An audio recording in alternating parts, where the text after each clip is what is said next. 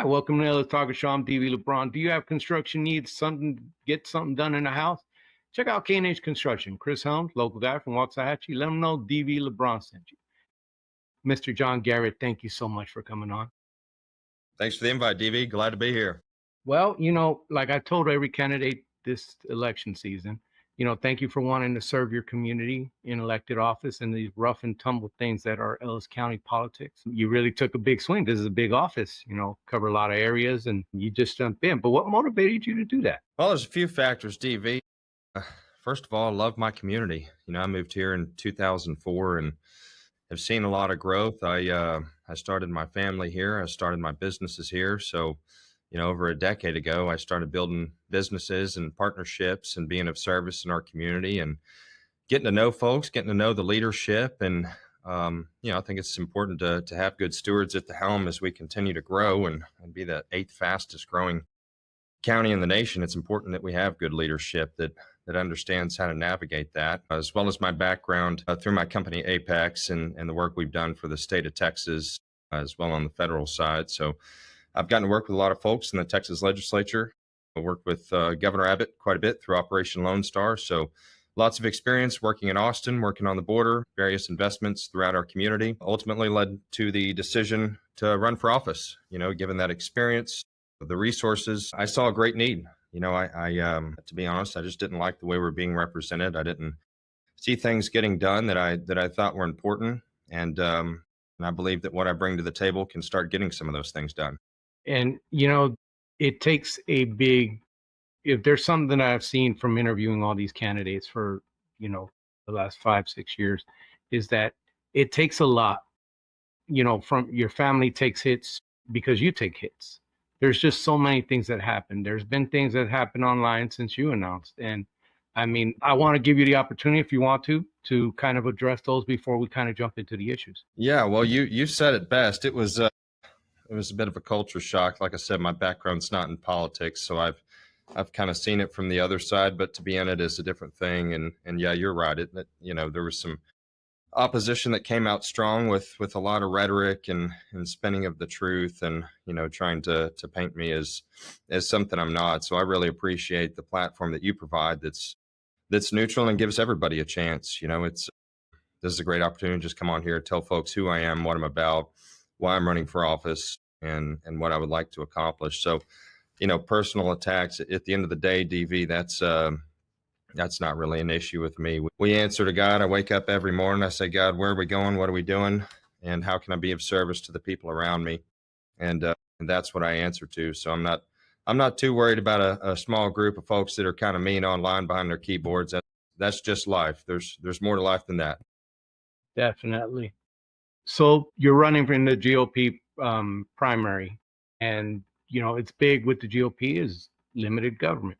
What are your thoughts on that? How will you work to keep taxes low? Because property taxes are one of the biggest issues. And every year they say, oh, we're going to do something. They're always saying, and there has been some stuff, but people are losing their houses or having to move away from this beautiful county, this community, because of property taxes. If you were elected, how will you address that? Yeah, you're absolutely right. It's a massive issue, property taxes, and I can say that I've got a lot of experience with it. In fact, yesterday I wrote a big check for our commercial and our residential properties, and it's 3 times what it was 5 years ago. I started investing, I would say about 5 years ago. I bought my first commercial property, and matter of fact, when I was in college, I lived downtown Waxahachie right now, but 2 streets over in a loft, and it was $600 a month. And I felt like that was tough. I didn't have much. We were kind of waiting tables, and I was working as a DJ at the radio station, just barely getting by. And these days I own some properties that have lofts in them, and they're $1,200, $1,300. So I'm not sure how our next generation, the folks coming out of college or people that are in transition or trying to get their feet under them, can do it. I mean, this is a massive problem when you're having to pay $1,300 a month and in rent, or you've worked your entire life to purchase your home and you're essentially renting your home back to the government. That just doesn't seem fair to me. So we absolutely need to do something about it. And there's a lot of ways we can do it by capping the amount. I know Governor Abbott's put forward a really good plan when it comes to property taxes and eliminating those. there's steps to it. It's not something that, as you said, politicians get on and we're going to wave our magic wand and we're going to solve all the problems, and then election season's over. And here we are talking about the same thing 2 years later. So there's some steps to it, but a good step in the right direction is capping those appraisals, 10% down to 3% on what we can go up, make it reasonable. We need to require a vote when there's a tax hike. Folks need to be informed. I think you should get, some type of more information in the mail in front of you. I've found that when you're informed and you understand, especially like the renters, how much of a portion of that rent is going towards property tax, because I've been on both sides of this. And where it used to be 600, now it's 1,300. You understand how much of a chunk of that is property tax. So we absolutely do need to eliminate it. We need people with real experience that can get things done in that regard. And that's where I think having a background in business and numbers gives me an advantage over your career politicians that are just saying the same thing over and over. I understand how to get in there, cut wasteful spending, so that if we do eliminate these property taxes, then those impacts will stick. And it's not just us trying to solve the same problem every 4 years, 2 years.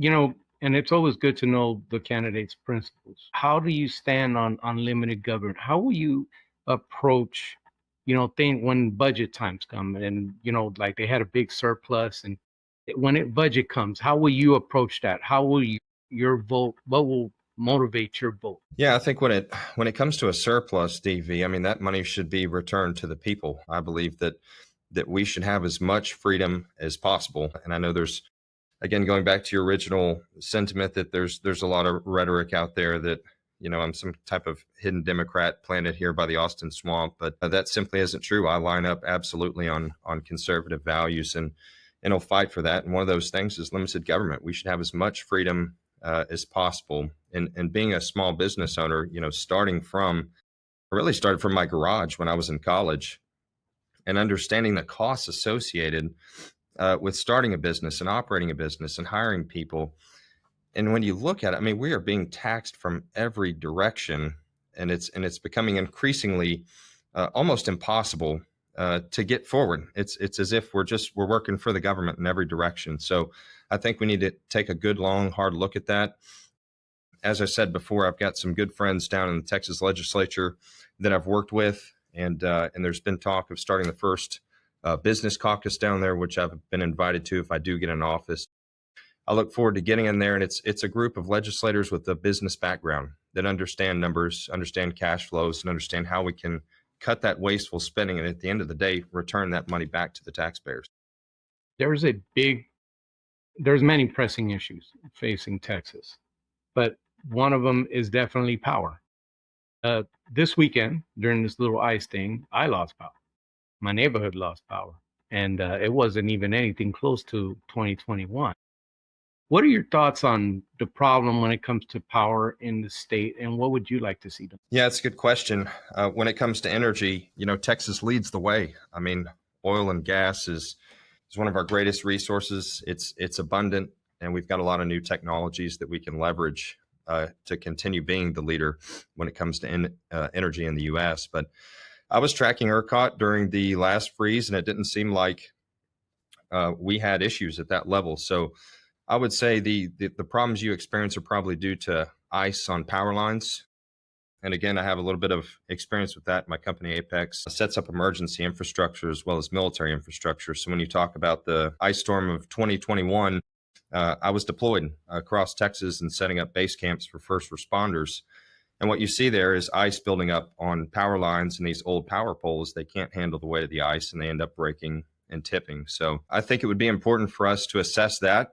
And not everything falls on ERCOT. We need to hold them responsible for keeping up those standards and making sure that we're protected on that front. But also, we need to take a look at our power infrastructure. And that could be old power lines, old power poles, trees that are potentially going to fall when they have the weight of the ice on them. But there's a lot of factors when it comes to facing an emergency that should be looked at. So if there is money available in the budget, and that's something that we need to address, that's a recurring problem, then I think we need to do that. Do you have a preference to what power the state gets into? Nuclear, energy, etc.? Yeah, nuclear power has been a big push. It's for nuclear power. It's It's low cost, it's regenerative, and it's abundant with all the technology that's available these days, especially when you look at the growth that's coming to the state of Texas with data centers and other companies moving here. We need to be utilizing all of those technologies and all of those resources to make sure that we're staying ahead of the curve, and nuclear power is one of those. When it comes to education, the Republicans throughout these years, there's been concerns about, boys and girls bathrooms. There's been concerns about maybe pornographic material. There's been, big concern, people on, both sides of the school choice issue. So let's speak on those. Let me know what your thoughts are on education in Texas. Yeah, well, first and foremost, I've got 4 kids in the public school system, so I get to see it firsthand what they're exposed to and how they're being taught. I can say, I mean, every now and then you'll get a bad teacher or something like that, but overall, here in Ellis County in HD10, we have great school systems where I have not seen any of the woke ideology, any of the Muslim indoctrination. I haven't heard of any cases where boys are going in girls' bathrooms. Now, that's not to say that we need to ignore those issues. Those are very important issues. But again, another problem that I'm seeing in our current representation is a hyper focus on these issues that are occurring elsewhere. But when you hyper focus on a social issue or something like that, theoretically, that may happen in the future, you can tend to negate some of the other things that are important as well, such as supporting teachers, getting teachers higher pay. So I think we need to take a broad approach in looking at schools and really put a focus on how do we support teachers? How do we cut through some of that bureaucracy that's tying them up so they can get back to doing the job that they do best, which is teaching students. We need to put the power back in their hands. They need to be able to discipline the students. We kind of live in this culture now that seems a little bit soft. There's a little bit of apprehension to lay down some of that, and that's not the way I grew up. It was a totally different world back then. So what I would say is we need to protect, obviously, against this woke indoctrination. Absolutely. We cannot have boys and girls bathrooms. We can't have transgender bathrooms. We can't have any of this Muslim teachings or any of that anywhere near our children at any point in time. Pornographic material, absolutely not. I think we made a great step in putting God back in the classrooms.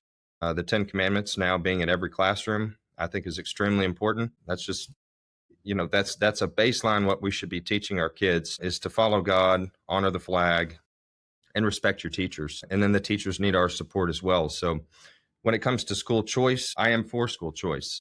I was a supporter of that. I think that's very important freedom that all parents should have. They should be able to choose where their kids go to school, but not at the cost of neglecting our current school system. Not everybody can afford private school.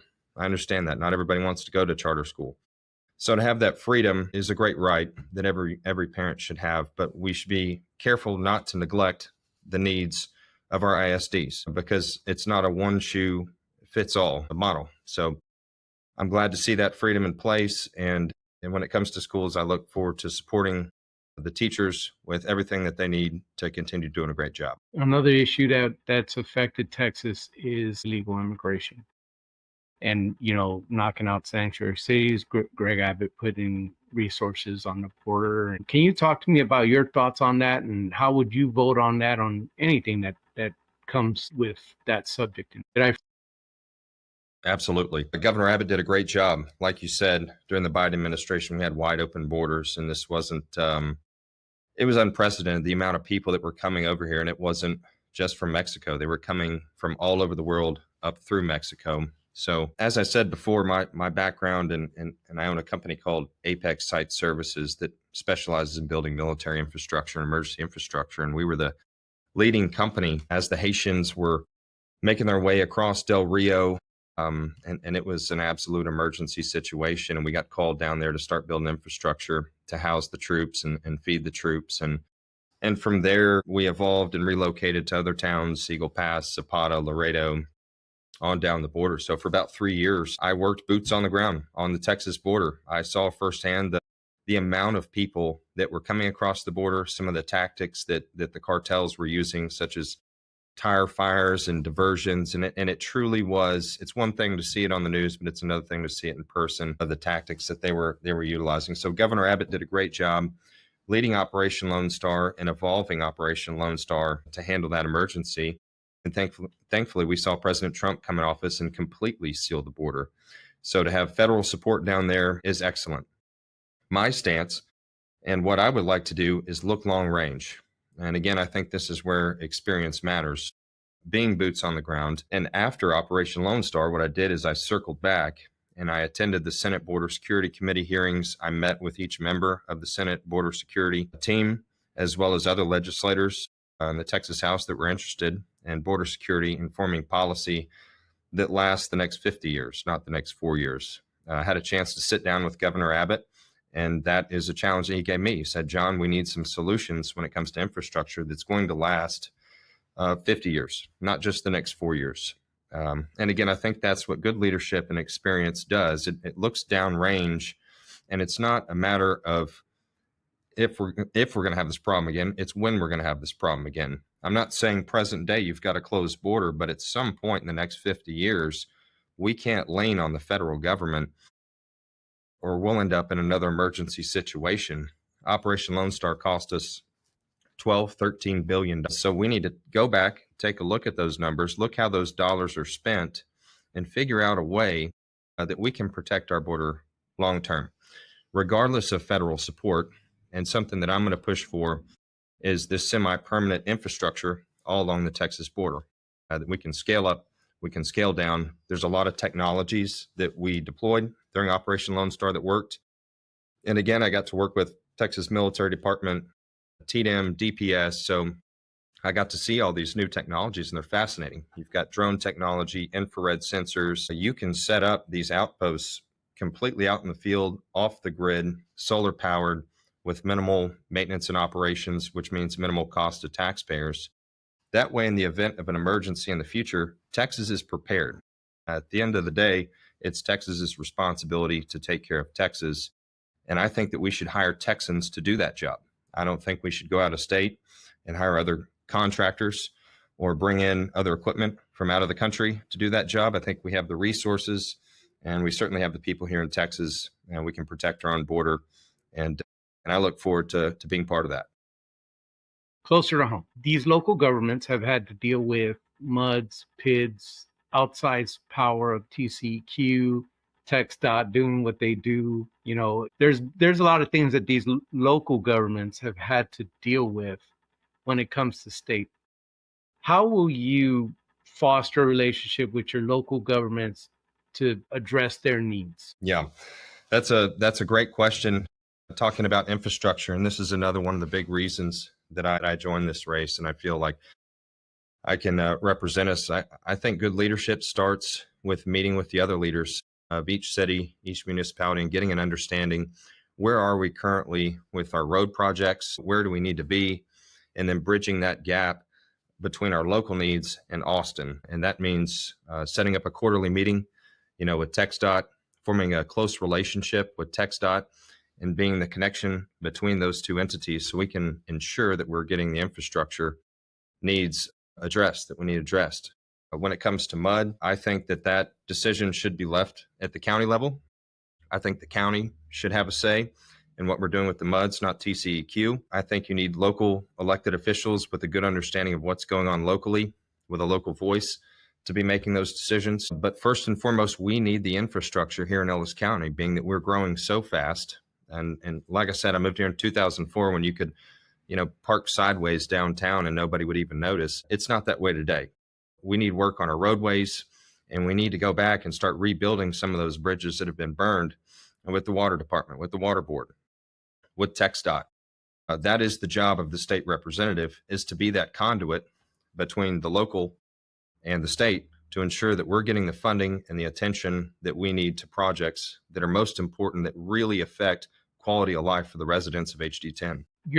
The incumbent, Brian Harrison, is known as a firebrand. He goes in there, and there's definitely some problems between, how they see each other. There's a lot of political stuff that happens in Austin. And, Brian is very vocal about that. How will you deal with things like that when you disagree with your party, or when there's legislation that may have, this good, but has this bad stuff you don't like, which happens often in Austin. How will you deal with those things? Yeah, it's a good question. And like I said, we're similar, but we're different in a lot of ways. When it comes to Brian Harrison, we line up on conservative values, 100%. When it comes to getting rid of DEI, protecting the border, getting woke indoctrination out of our schools, making sure Sharia law doesn't make its way here. All of those things we completely line up on. But like I said, when you take a hyper focus on that, and the approach is more of attacking people and getting on a news camera and just blasting somebody on Twitter, then you tend to burn a lot of bridges. I've heard a lot of rhetoric really since I got in the race that Austin is a swamp, and these people have been planted here to get me out of office because Austin's corrupt and this and that. I don't think that way. I don't believe that Austin is a swamp. I don't think that effective leadership approaches things in that regard. That would be like if I went into my job one day and I said, "Hey, everybody that works at this company is absolute trash, and our CEO doesn't know what he's doing." Well, I probably wouldn't get invited to work on any projects, and I probably wouldn't keep my job for very long. It's not very effective. You may weed out one or two bad things, but at the end of the day, in the results column, it would be HD10 that loses. If we don't have a good representative that treats people with respect and understands how to get things done, then at the end of the day, it's HD10 that suffers. So my approach to this is to go down there. And again, my background is in business. I'm not a big talker. I don't have a big Twitter following, and I don't have any special interest groups that donate to my campaign. I understand how to get things done. I've built a lot of things in our community, multiple businesses, all of which serve our community. So there's a purpose tied to it that's greater than myself. And that's important to me. And that's essentially why I'm running for office. I love my community, but at the end of the day, who I am is a person that's driven by faith and hard work. These things are the most important. So if you keep that on the forefront, I think there's a lot of good people in Austin. And if you disagree with somebody, the approach I would take is to sit down across from them. Even if somebody doesn't have the same values as me, let's say they're a Democrat and they believe something I don't believe, well, we can still have a respectful conversation. Another thing that I've been attacked on is 2 donations to Democrats. And you've got to understand the full story that these 2 folks were on the Senate Border Security Committee, and they were coming over to the conservative side in a time of an emergency to protect our border because their communities were suffering. So this is an example of what I'm talking about. If we want to secure our border, there are going to be Democrats that are interested in doing the same thing. And yeah, you do need to sit down with those folks. We can't just say, because I'm far right and you're on the left, I'm not going to talk to you and everything that you say is wrong. I don't think that's a very constructive approach. Now, that does not mean that I'm willing to shift my values and put forward my name on some type of legislation that does not line up with conservative values. If I believe something isn't right, then I'll stand up for it. But the best approach to that is to sit down with somebody face to face and say, here's what we're after. What are you after? Let's have an understanding. And on the business side, that's always led to success for me. Of all the issues that we talked about in the next 5 years, what do you think is the most pressing issue facing HD10, facing Texas, and how will you address it? Good question, DV. I come up with those every once in a while. Yeah, I think that's going to be the growth and navigating the growth. Texas is very pro business. I mean, we're very fertile ground. We have a lot of resources in Texas, and we need to protect Texas values. At the end of the day, we're a conservative state. We were founded on principles, and we need to hold true to those principles. So as folks move here from other sides of the nation, we need to make sure that we're safeguarding who we are. And that's conservative policies, from the social issues all the way down. So that would be my primary task, is ensuring that Texas stays Texas. We don't want folks from California coming here and trying to change our policy. There's a reason they're moving here, and I think California policy can stay where it is. So again, I'm a 6th generation Texan. I'll never live anywhere else. So we need to protect those Texas values. Definitely. I definitely could agree with that.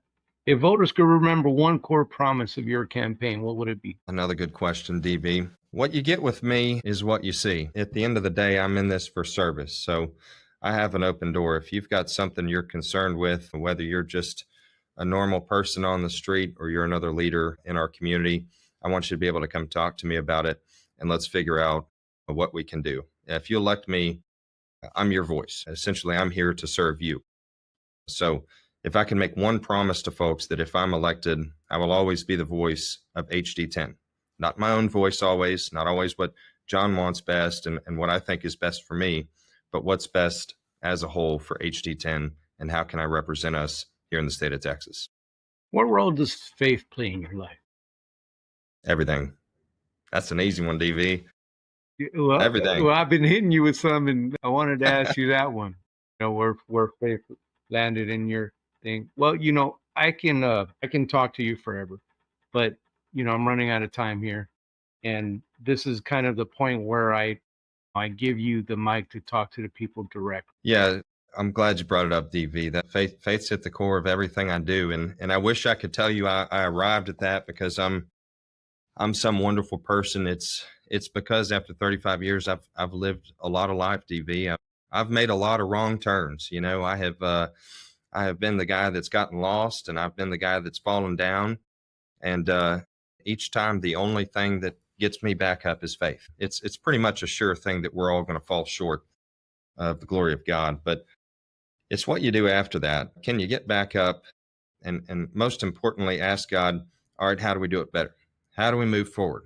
When faced with an obstacle or faced with a lot of challenge, there have been many times in my life where faith alone is what carried me through. So, I do a lot of public service, and you'll have to forgive me because I was taught that when you do something nice for somebody else, you don't go online and tell everybody about it or talk about your good deeds. But the most joy I get as a human being is service, and service in our community.